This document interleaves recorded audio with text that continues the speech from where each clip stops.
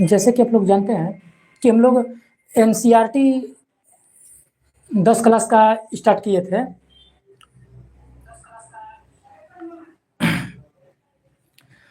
तो उसमें हमारा एक चैप्टर कंप्लीट हो गया था। ठीक, उसके बाद सेकेंड चैप्टर आज स्टार्ट करने वाले हैं हम लोग। और इस चैप्टर का मूलतः उपयोग देखा जाए तो एक ही है कि इसका जो चैप्टर है वो हम 9 क्लास के एनसीईआरटी के मिला के तो ज्योग्राफी में हम करा दिए हैं।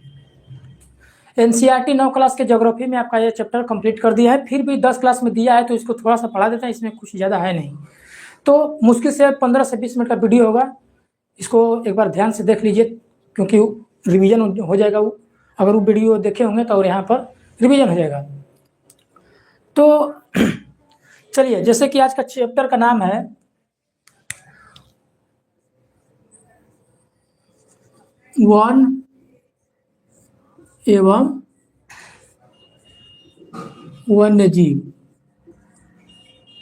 ठीक, इस चैप्टर का हमारा नाम क्या है? वन एवं वन्यजीव। इसी के बारे में हम लोग को आज पढ़ना है। ठीक, तो वन के बारे में एक बार समझ लेते हैं हम लोग कि वन, जैसे कि सबसे ज़्यादा वन देखा जाए तो मध्य प्रदेश में है। ठीक, वन जो सबसे ज़्यादा है मध्य प्रदेश में है। अगर यूटी का बात किया जाए तो अंडमान निकोबार द्वीप समूह, यानी कि वन सबसे ज़्यादा कहाँ है? मध्य प्रदेश में है। उसके बाद अंडमान निकोबार द्वीप समूह में है। वैसे पूर्वोत्तर वाला एरिया में भी है, पूर्वोत्तर वाला एरिया में भी मतलब कि आपको वन देखने को मिल जाएगा। अब उसके बाद देखा जाए वन, तो वन के कई प्रॉफिट हैं, कई उपयोग हैं। और इसमें देखा जाए तो ओवरऑल आप इस एक बार बुक को रीड करिएगा। वैसे तो रीड करना नहीं पड़ेगा, लेकिन एक बार रीड करिएगा तो टोटल कहा जाए तो उसमें बस संरक्षण का बात किया गया है कि वन का संरक्षण कैसे होगा। ठीक, तो वन या वन्य जीव का संरक्षण कैसे होगा? वन संरक्षण कहने का ये मतलब है कि जहां अगर हो सके कि अगर अदर मटेरियल का यूज करके हम लकड़ी को बचा सकते हैं तो उससे क्या होगा? हमारा लकड़ी का आवश्यकता कम होगा, जिससे पेड़ पौधे ये सब कम कटेंगे। उसके बाद क्षेत्रफल जो भारत का है वो तो नहीं बढ़ रहा है हम लोग का पॉपुलेशन। तो उस पॉपुलेशन को क्यों ना हम लोग कंट्रोल करें? अगर पॉपुलेशन यानी जनसंख्या को अगर कंट्रोल करते हैं, पहले के मतलब कि समय में क्या होता था कि एक औरत को 4 से 5 बच्चे होते थे, 6 से 7 बच्चे होते थे। लेकिन वर्तमान में जो भावी पीढ़ी है उसमें 1 या 2 बच्चे जन्म लेते हैं, जिससे क्या हुआ कि धीरे धीरे कंट्रोल हो रहा है। लेकिन पहले देखा जाए कि अचानक जनसंख्या बढ़ा तो क्षेत्रफल नहीं बढ़ा। क्षेत्रफल तो बढ़ेगा ही नहीं, क्योंकि भारत का जो क्षेत्र है वो लिमिट है और जनसंख्या क्या है, दिन पर दिन बढ़ता जा रहा है। तो उस जनसंख्या को रखने के लिए यानी घर बनाने के लिए, मान के चलिए कि मेरे पास 1 बीघा जमीन है। ठीक, हम लोग 2 भाई हुए। उसके बाद 2 भाई को मान चलिए कि 3 मिला के अगर बच्चा हुआ तो 3 गुना के 6। अब यानी कि इसी तरह जनसंख्या कितना हो जाएगा? इसमें हटाएगा कभी जनसंख्या? नहीं हटाएगा। तो क्या करेगा कि जो वन वाला यानी कि जो जंगल वाला एरिया है उसको काट करके मैदानी भाग में परिवर्तित करेगा। क्यों? रहने के लिए। अगर रहेगा तो उसको कृषि करना अनिवार्य है, कृषि करेगा ही। तो कृषि करने के लिए भी वनों का कटाई किया जाता है। ठीक, तो उस चीज से हम लोग को ऊपर उठना है, उससे हम लोग को बचना है, उसको बचाना है जंगल को। जिसके कारण यदि वन नहीं रहेगा, यदि जंगल नहीं रहेगा तो जो उसमें जीव जंतु प्राणी हैं वो असुरक्षित असहज महसूस करेंगे और दिन प्रतिदिन खत्म होते जाएंगे। तो देखा जाए तो दिन प्रतिदिन हमारा वन जो है वो काफ़ी कटते छटते कम होते जा रहा है। जैसे कि कुछ पहाड़ वाला एरिया है उसको भी काटा छाटा जा रहा है। तो उससे काफ़ी जो मानसून है, पर्यावरण है, काफ़ी प्रभावित हो रहा है। ठीक, जैसे कि हम लोग का देख लिया कि वन क्या है, वन किस राज्य में सबसे अधिक है, किस यूटी में सबसे अधिक है। ठीक, जहां पर एक बार गौर कीजिएगा, जहां पर जंगल बहुत ज्यादा होगा वहीं पर वन्य जीव ज्यादा होंगे। जैसे कि घनघोर जंगल हुआ, अब घनघोर जंगल में ही ज्यादा जीव रहेंगे। ऐसा बात नहीं कि मैदानी भाग में जिम बाघ शेर ये सब मिलेंगे। तो देखा जाए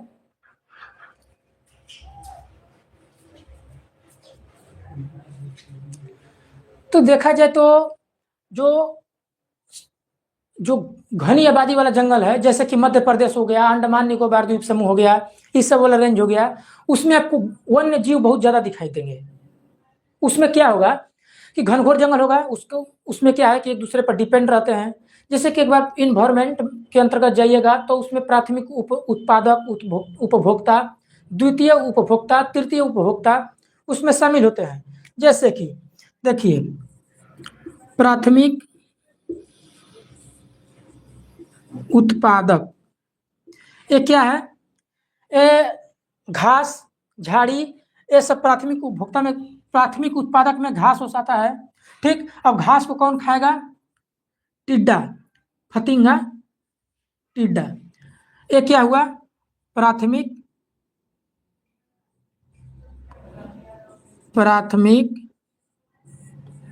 उपभोक्ता, उपभोक्ता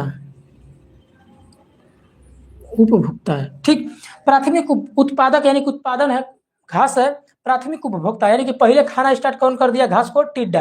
अब टिड्डा को कौन खा जाएगा, टिड्डा को खाएगा क्या, सर्प मान के चलिए, या मेंढक, या इसको खा जाएगा सर्प यानी कि नाग, ये सब खाएगा। और सर्प को क्या खाएगा, चील, जानते होंगे चील, बाज, ये सब। यानी कि प्राथमिक उपभोक्ता, अब ये हो गया द्वितीय उपभोक्ता, द्वितीय उपभोक्ता, भोक्ता, ये द्वितीय उपभोक्ता हुआ। ये वाला जो चील है, जो मांसाहारी, या सबसे लास्ट वाला देखा जाए तो ये जो मांसाहारी ये तृतीय उपभोक्ता है, तृतीय उपभोक्ता है। ठीक, यानी कि ये हमारा बताने का ये मतलब है कि जंगल है, जंगल में जब जितना ही घना जंगल होगा, जितना ही बड़ा जंगल होगा, उतना ही आपको वहां पे जीव जंतु ज्यादा मिलेंगे। तो क्यों ज्यादा मिलेंगे, आप पूछिएगा कि क्यों वहीं पे मिलेंगे ज्यादा, तो रीजन ये है कि वहां जो घनघोर जंगल, पानी ज्यादा होता है, घनघोर जंगल होता है, तो ऑटोमेटिक है कि वहां घास बहुत ज्यादा होंगे, पेड़ पौधे बहुत ज्यादा होंगे, घनघोर होंगे। तो एक तो सुरक्षा है, कहीं घनघोर जंगल यानी कि घना जंगल रहेगा, घना जंगल।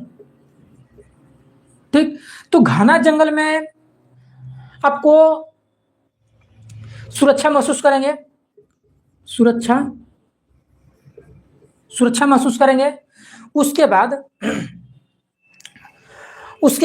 जब ज्यादा घना जंगल होगा तो ऑटोमेटिक है कि वहां पर बारिश होगा, जब बारिश होगा तो वहां पर घास, फल फूल उत्पादन का बहुत ज्यादा होगा। तो जैसे कि वो हम एग्जाम्पल के तौर पर बता दिए कि प्राथमिक उपभोक्ता में घास हो गया। अब घास कौन खा रहा है, टिड्डा।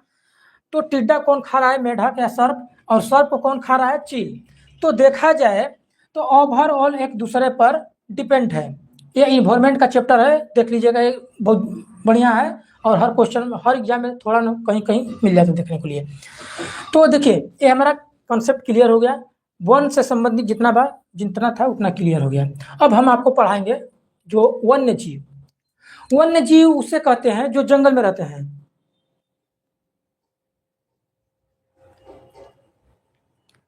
एक बार बता दीजिए कि आईडी वगैरह सब सही है ना, चल रहा है क्लास सही ना। तो देखिए, वन्य जीव का मतलब क्या है कि होता है कि वन में यानी जंगल में जितने जो मतलब जीव रहते हैं उसको वन्य जीव बोला जाता है। ठीक, अब इसमें देखा जाए, इस चैप्टर का मकसद एक ही है कि संरक्षण, वन्य जीव का संरक्षण कैसे होगा। आप राष्ट्रीय उद्यान जानते हैं, राष्ट्रीय उद्यान, जो राष्ट्रीय उद्यान हो गया, राष्ट्रीय उद्यान हो गया। ठीक, वन्य जीव अभ्यारण्य हो गया,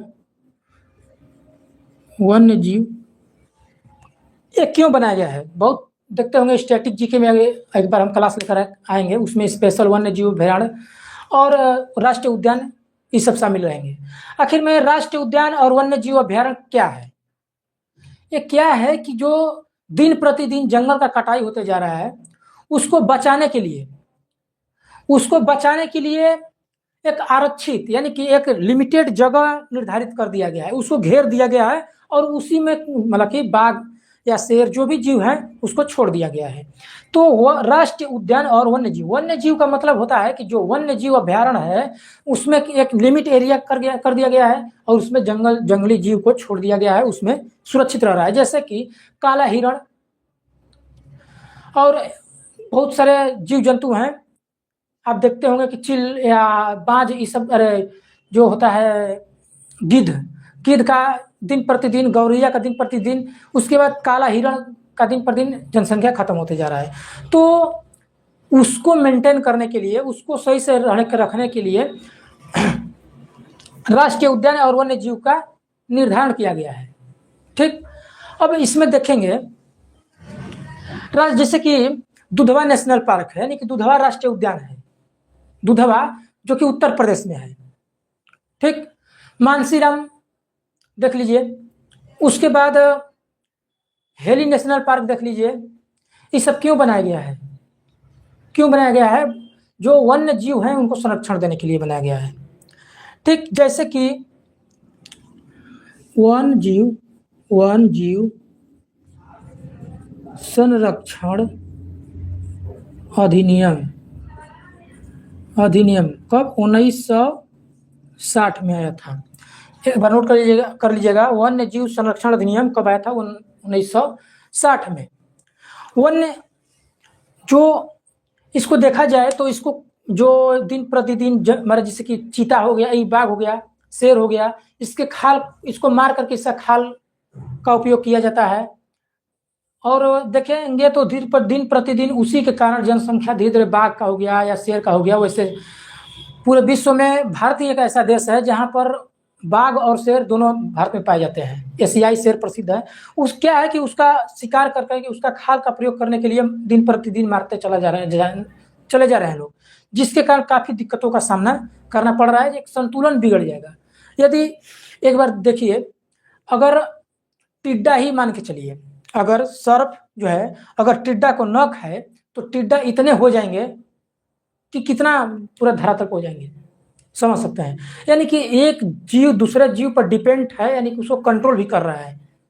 ठीक, तो इसको संरक्षण के लिए 3 सेक्टर बनाए गए हैं। जैसे कि देखिए, आरक्षित क्षेत्र, ठीक, उसके बाद रक्षित क्षेत्र, फिर उसके बाद है एक और है।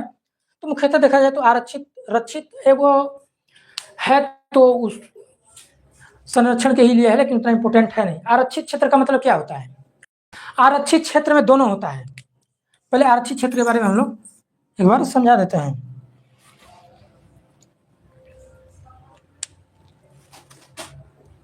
आरक्षित क्षेत्र का मतलब होता है जहां पर जंगल ना और वह जीव दोनों का संरक्षण हो।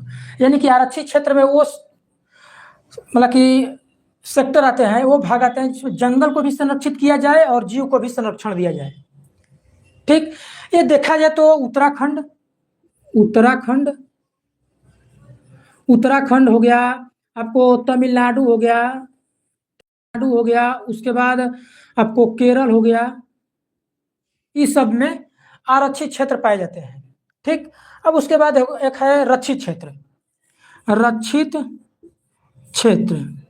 ठीक, रक्षित क्षेत्र में क्या आता है? जैसे कि इसमें दोनों का संरक्षण किया गया है। और रक्षित क्षेत्र में क्या है कि केवल जंगल को रक्षण दिया गया है, केवल जंगल को रक्षण दिया गया है। इसमें केवल जंगल को संरक्षण दिया गया है, उसको घेर करके उसको एक पार्क टाइप का बना दिया गया है, जंगल को मतलब कि आरक्षित किया गया है और आरक्षित क्षेत्र है। ठीक, ओवरऑल देखा जाए तो हमारा जो चैप्टर है कंप्लीट हो गया है।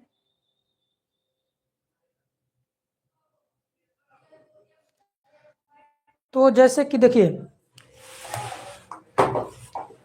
हम लोग का लगभग चैप्टर कंप्लीट हो गया है।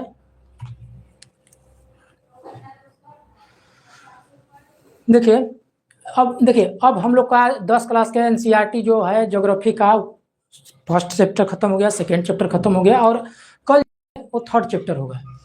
देखिए अगर हम लाते तो चाहते तो 2 घंटा 3 घंटा में पूरा एनसीईआरटी को खत्म कर दिए होते, लेकिन उस तरह क्या है बोरिंग लगेगा, जल्दी खींचने के चक्कर में बहुत कुछ छोड़ देंगे, तो उतना घबराने की जरूरत है नहीं। आराम से पढ़िए, धैर्य से पढ़िए, बढ़िया से पढ़िए, ठीक है। इसी के साथ मिलते हैं हम लोग अगला क्लास में। आज के लिए यहीं तक, धन्यवाद।